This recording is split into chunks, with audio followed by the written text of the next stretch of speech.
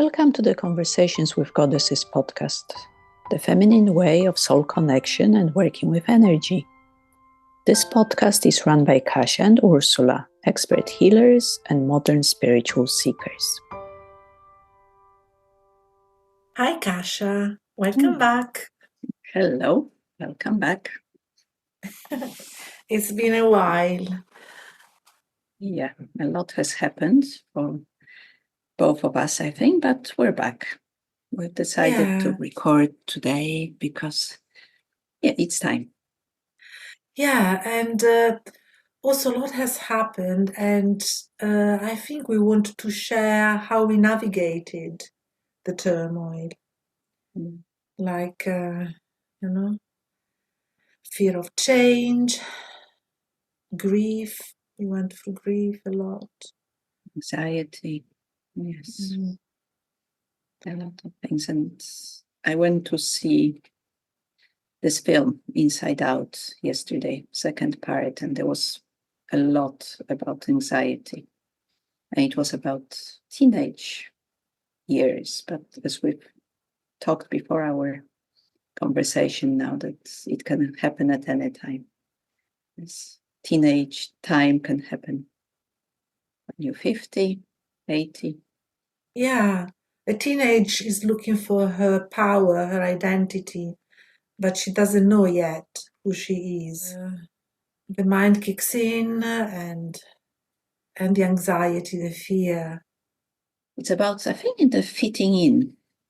Because of society, will I fit in? Will I be accepted, survive?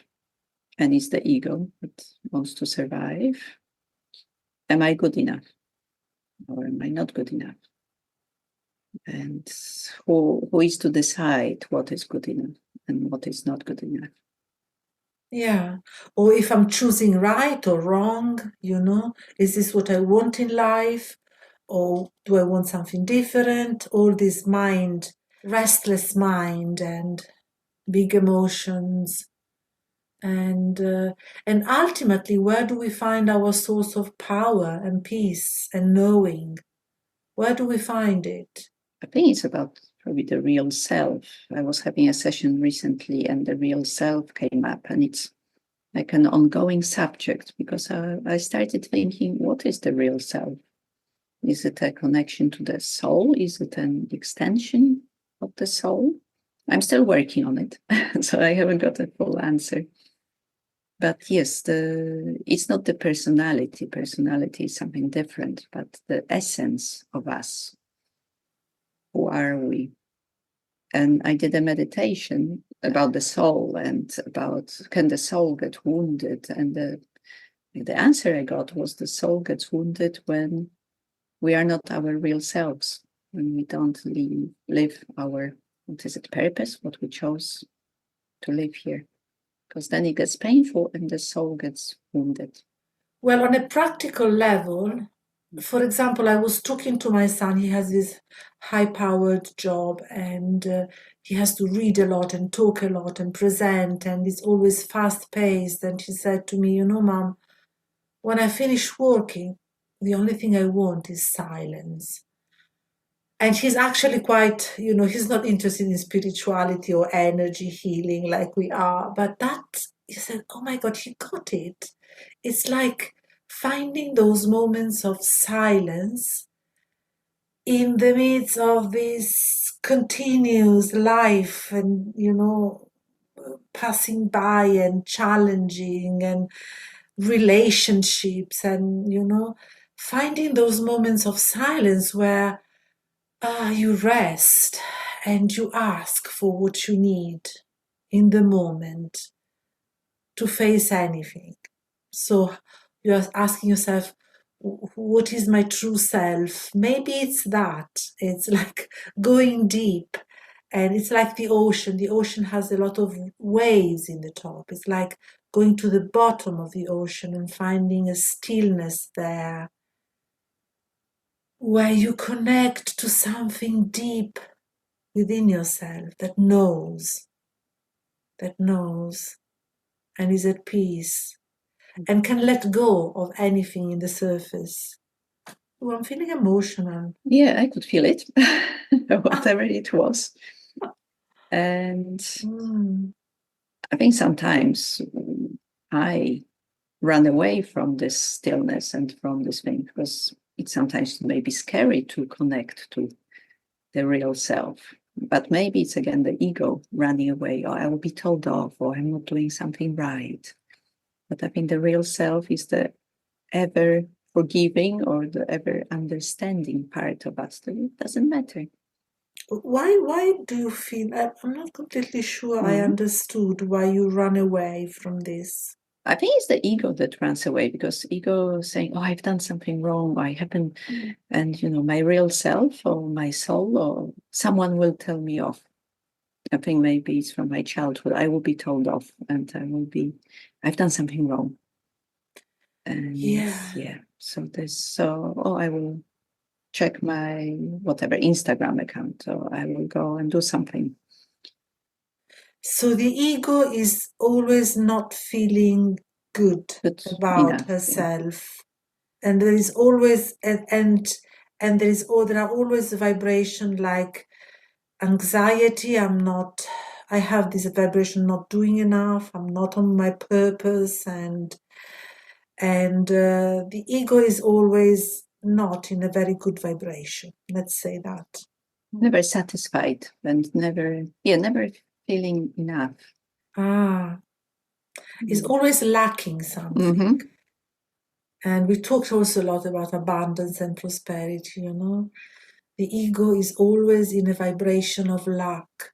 Whilst when you are in that, let's call it silence or stillness or in a connection, oh my God, you are so grateful for just breathing.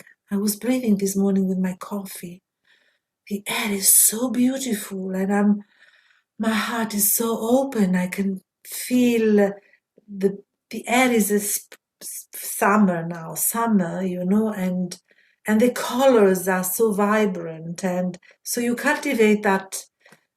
And again, it's interesting. I'm talking, and a part of me is in grief, and the part of me really connects with the vibrancy of summer. So we always have a choice, don't we? You know what we talked about a lot? Not discarding the grief, allowing it. Yeah.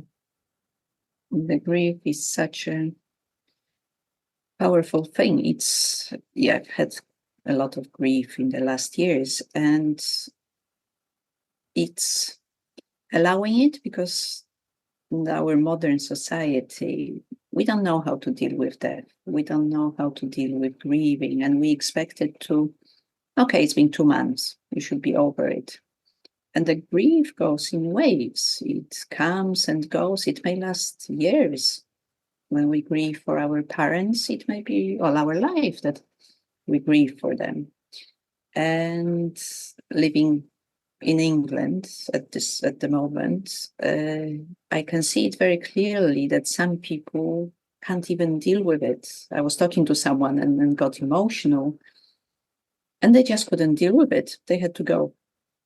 So because we're not trained, we're not taught how to deal with it. And I've talked to a lady who lived in Africa for a long time. She was married to a shaman, and when he died, someone in the tribe killed an animal and gave her like a leather band to wear. And when she wore it, everybody knew she was grieving. She was a widow. And then she said, I would go and get petrol. I would go somewhere and people would just say, I'm so sorry for your loss. And then after 2 years, it's not done. It's easier. I don't know if it's ever done. But we used to have black bands. You wear a black band on your sleeve or something. But yes, we don't have a process for grief. Another lady here who just lost her mom. And I said, how are you? How are you doing? She said, oh, it's so nice when someone is nice to me. Because we also run away from it. Oh, I don't want anybody upset. I don't want anything. Yeah.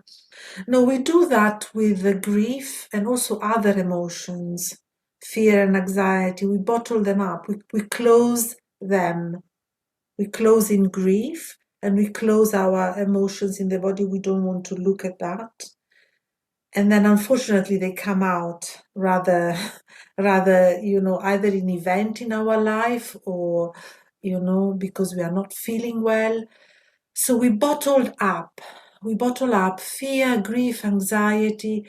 And I think that this is the secret to actually tapping into our true power and true self is about not doing that. It's about allowing, looking at this emotion, because it's only energy. It's only energy that we can transform with our intention. And the ego is a bundle of entangled emotions, thought patterns, and energy. And if we keep it close and not allow it, the energy cannot, the pipe is blocked, the energy cannot flow through. But we live in a society that we are not educated to handle emotions, and also we live in a way that we are separated from each other, which is not true. We are the other. We are one.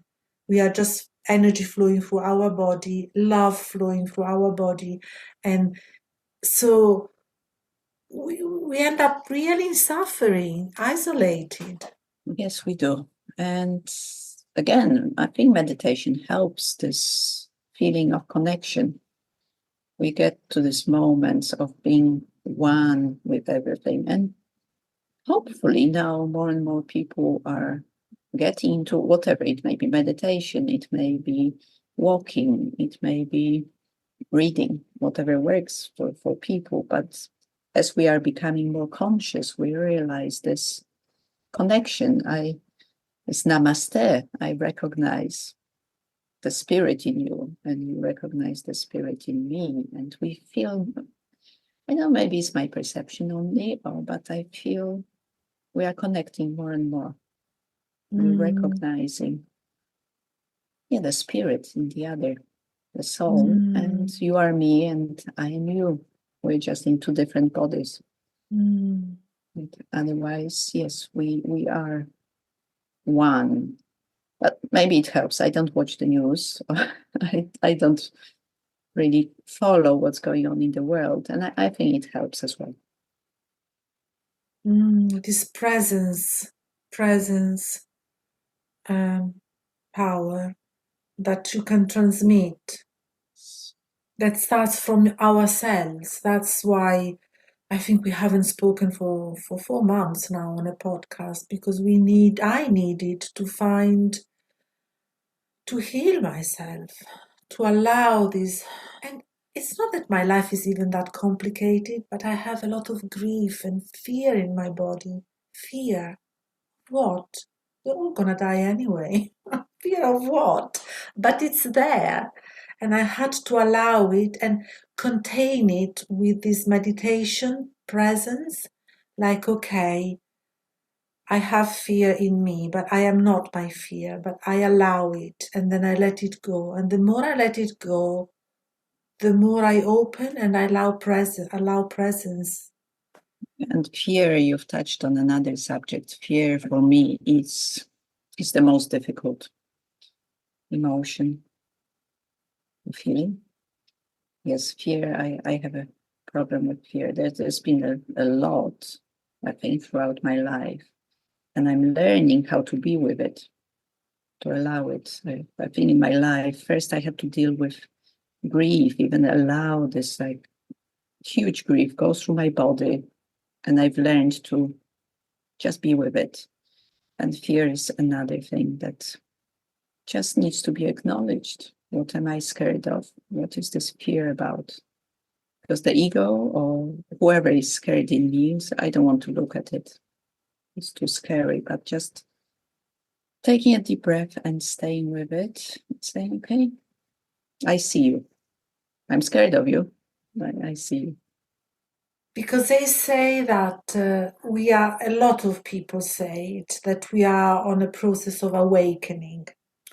And awakening means it's challenging. It's not an easy thing because it means ego cracking, ego death.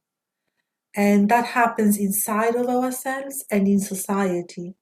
Wars, economic crisis, the environment. So where am I going with this? I'm saying it's not easy. It's not an easy place to be when the ego starts, dissolving and cracking. You become very vulnerable. And after all this work, I say to myself, oh my God, the anxiety and the fear is intensifying. I'm nearly panic attack because I'm cracking open, and this surrendering is scary. It is scary. So it is also good to slow it down. You don't have to do it all at once, and so it's also good to pace and open slow. I believe in sweet surrender, where I open gently, and when I am weak and tearful, and I just acknowledge that, and I cocoon and I look for soothing, but still the intention is clear. I don't need an ego that is frightened all the time. It's not me. Who is my ego? Who is this self? It's just a part of me. There are other parts. Mhm. I am I am I don't know what I am actually. It's this unknown intelligence that flows through me. Scary at times, but always there for me.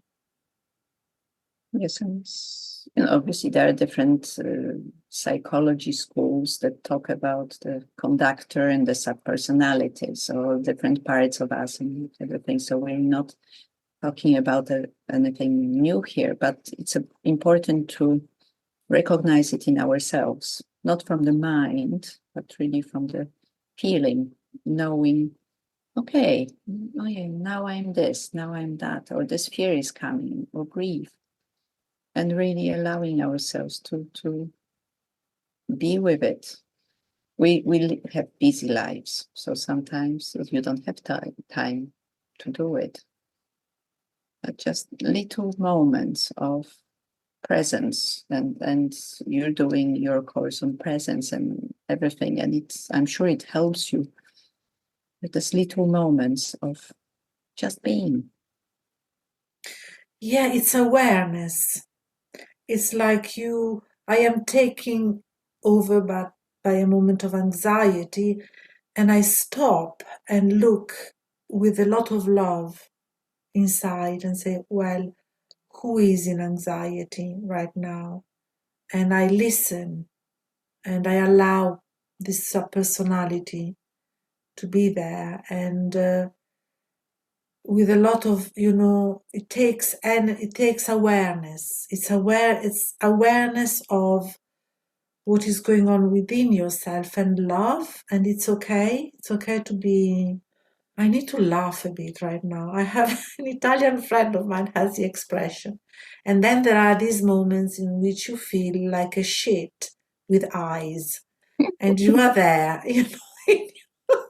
So I needed to put something funny because we all have it, even the most confident and powerful, we all have this moment of, oh my God, I am like a shit with eyes, but you are also a bit bigger than that, and so you look at it, and awareness, only awareness, sometimes helps to transform it. You are aware, and then I know something happened at work, and I was in a moment of total panic. I thought, oh my God, I'm going to lose my job. I'm going to go through disciplinary. I fucked it up. Oh my God, it was really bad, and panic. And I stopped and I noticed this the moment I noticed, the moment I stopped and allowed my awareness of it, of the panic that was rising through me, I allowed the panic and I allowed the awareness of the panic. It was gone. In a moment, I was completely peaceful. And I don't know, that I felt deep. People that report near-death experience say that. I felt completely forgiven, completely accepted, peaceful. Yes. Yeah, this moment of complete stillness. Yes, it's almost like there's nothing to forgive. Everything is an experience. Everything is. We're on this training ground here. I feel, the earth is just this training ground. We queue to come here and say, well, yeah, I want to experience grief and Yeah, anxiety and love and joy and all these different things that maybe we couldn't experience when there's oneness and there's love and everything. Different things to experience. But maybe as the souls are queuing to experience the duality, how is it to be disconnected and what will I feel? And maybe it feels quite fun when we're out there, but then we come here and the reality kicks in. But what you said, I'm okay. Everything is okay. There's nothing to forgive or to do. It's all in the package. It's all in the experience. And maybe we could do a quick meditation just to connect yeah, to this presence, to this something, yeah. this oneness. I just add this that Mhm. every negative experience has a gift because we open and learn how to ride this this journey on earth. However, it can be a pleasurable experience. It can be creative and pleasurable. So do not deny your fear or anxiety, but also holding this idea that, I can have joy, love, playfulness, creativity, and I'm learning from my mistakes. Yeah. Let's do this Yes. a little meditation. Mhm.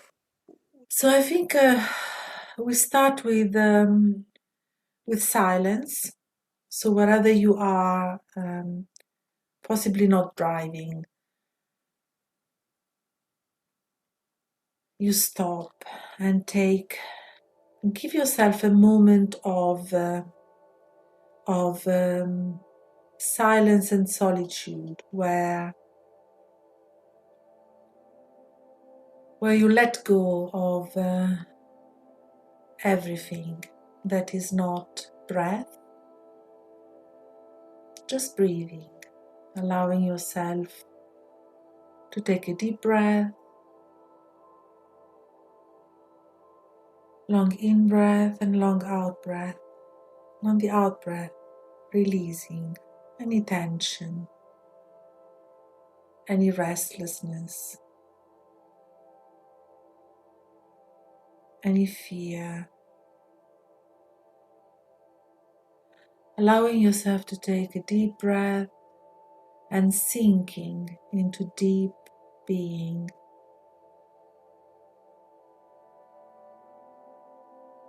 And letting go of all superficial feelings of restlessness.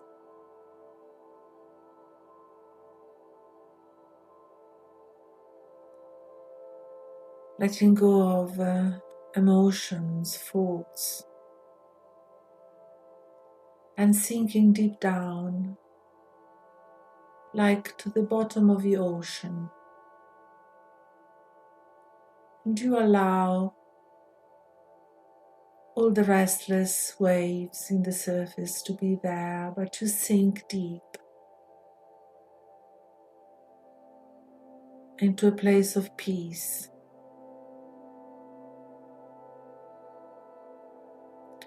I am the peace at the bottom of the ocean, and you are the ocean as well.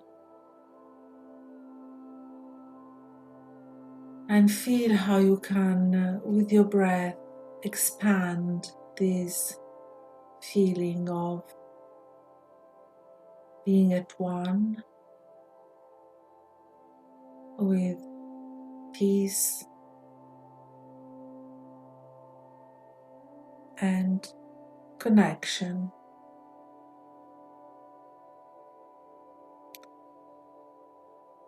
And you focus your thinking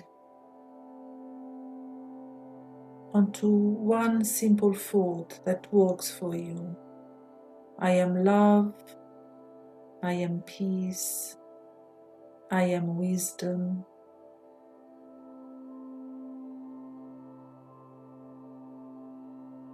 And see how it feels like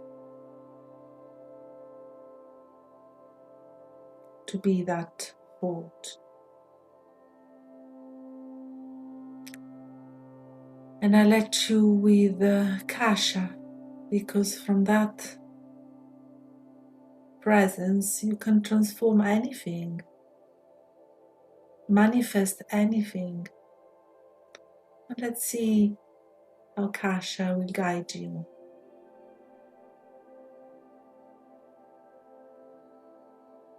We'll go deeper into this feeling, into being.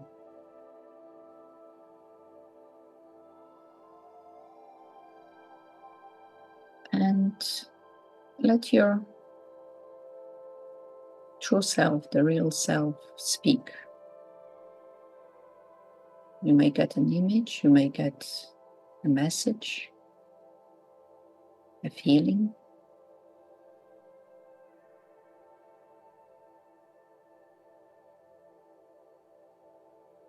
Or stillness.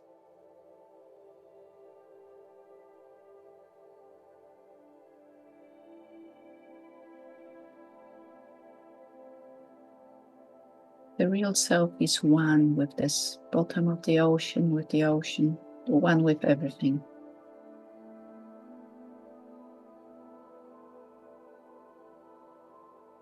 And you may tell your real self, your deepest dream, something you've never told anybody.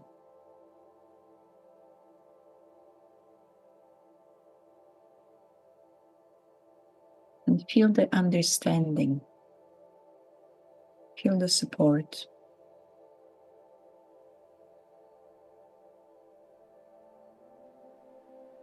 Nobody's judging you.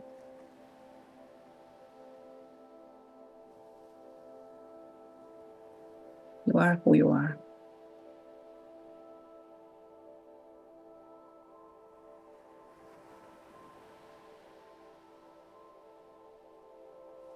And slowly start rising up through the ocean, coming to the top of the waves.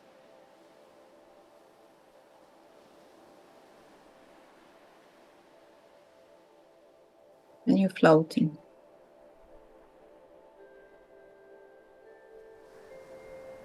You feel the water around you. You feel the support.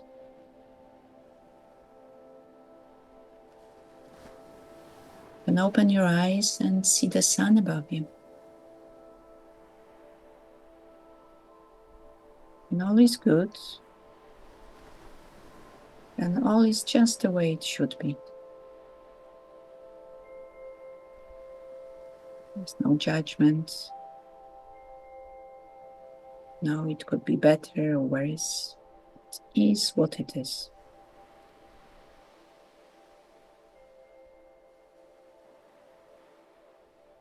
So I want you to take this feeling of support and have it through your day, through your life. Because we are supported and we are guided.